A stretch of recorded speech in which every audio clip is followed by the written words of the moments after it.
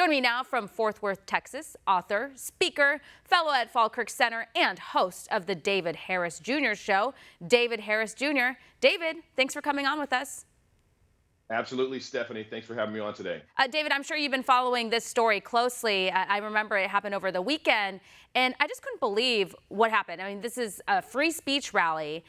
The young man, the organizer, gets punched in the face and his teeth are knocked out. And I just can't get that bloody visual out of my mind and what happened to him. These Antifa thugs are totally out of line. And you know what really bothered me was that the officers in the background didn't really step in. And it's obviously because their Democratic leadership there tells them not to get hands-on and just to kind of stand back.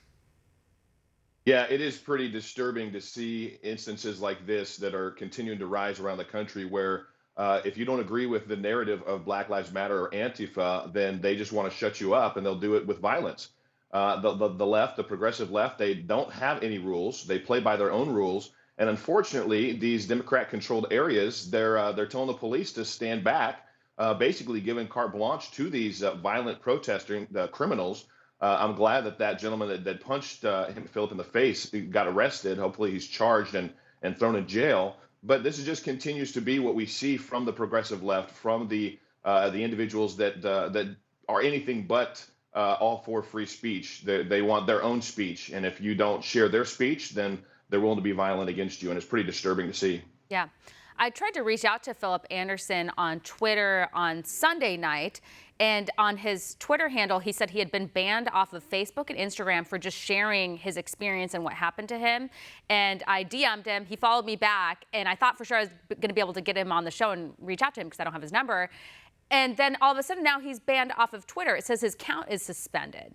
So Wow. this young man can't even share his story. So it appears that big tech is censoring what happened to him. Yeah, well, that's the other fight that we're in.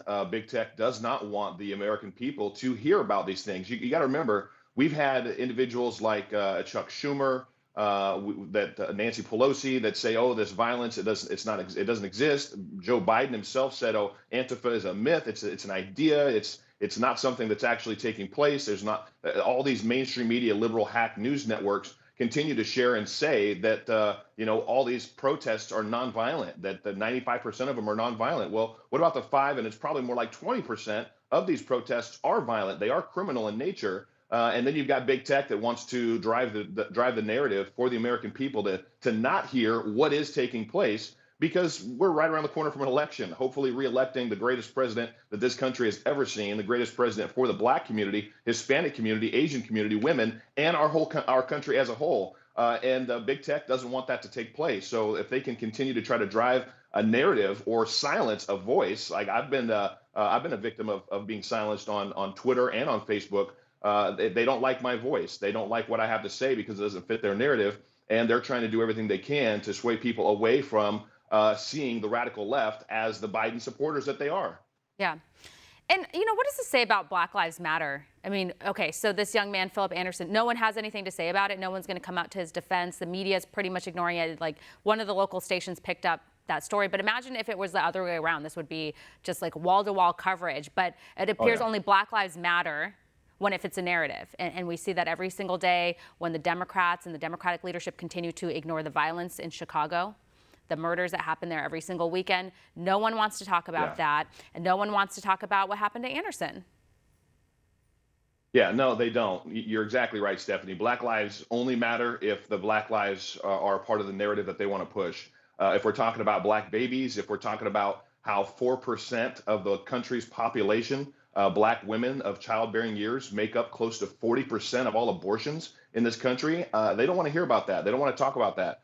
They only want to talk about what supports their narrative. So really, Black Lives Matter organizations should change their name. Black lives don't matter unless you matter to us.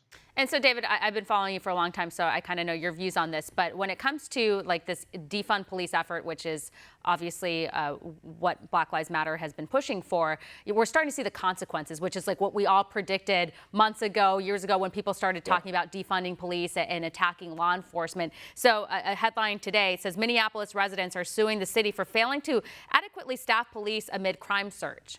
Like, what do you expect is going to happen when you continue to villainize law enforcement, when you have these city councils cutting the budget, and then you have Democratic lawmakers that continue to scold law enforcement and basically tell them not to do their jobs?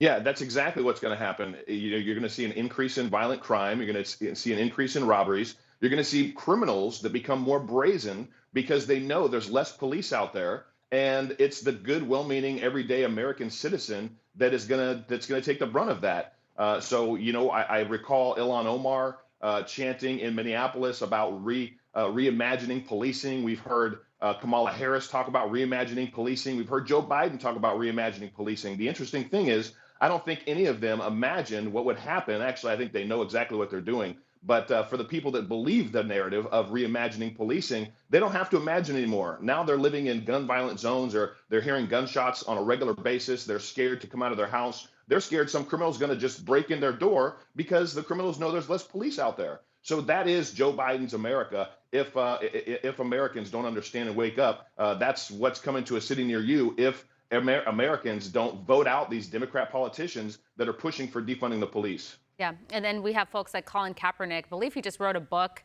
about how the world would be better without police, something along those lines. Did you hear about it? I did not, but it doesn't surprise me. He's anything to make a buck. Yeah, of course, that's what he does. But he wouldn't hesitate to call if he needed a police officer, right? And we've seen several examples of this, of the hypocrisy. The Hollywood stars that continuously attack law enforcement and villainize them as well. Then when they need an officer, they call them. And, but they all live behind gated communities, and most of them can afford private security. But for like the rest of everyone else and normal average people, they can't, which explains why there's been kind of a surge in gun sales across the country, because people realize that they can't just count on the government to protect them. Obviously, the government, you shouldn't depend on the government anyways, but now they're seeing what's happening in their cities, and they want to take matters into their own hands. Yeah, they do. California gun sales have surged. New gun ownership has surged. I think over 47,000 new gun owners just in this year since these riots and since the pandemic. Some people say it's because of the pandemic, but it's because of the violent instances that you're seeing with Philip in the very beginning. My daughter lives in California still. She is one of those new gun owners. She supports the president. She's 22 years old. And I just had her on my show, and she shared that she absolutely is thankful that we have a Second Amendment, a president that's standing up for it. It's good to see in places like California gun sales soaring. Hopefully, all those individuals also understand what's at stake if Joe Biden and Kamala Harris were to get into the Oval Office. We wouldn't be seeing the gun sales. We'd be seeing gun buybacks like crazy. They'd put Beto in there and in charge of that, and they'd be a very different America. Yeah, they call them gun buybacks, but it's actual confiscation. Like, it's not really about buying it back. So yeah, it's a pretty scary thought. Well, thank you so much for joining us. We appreciate your insight. Absolutely, Stephanie. Anytime. Thanks for having me.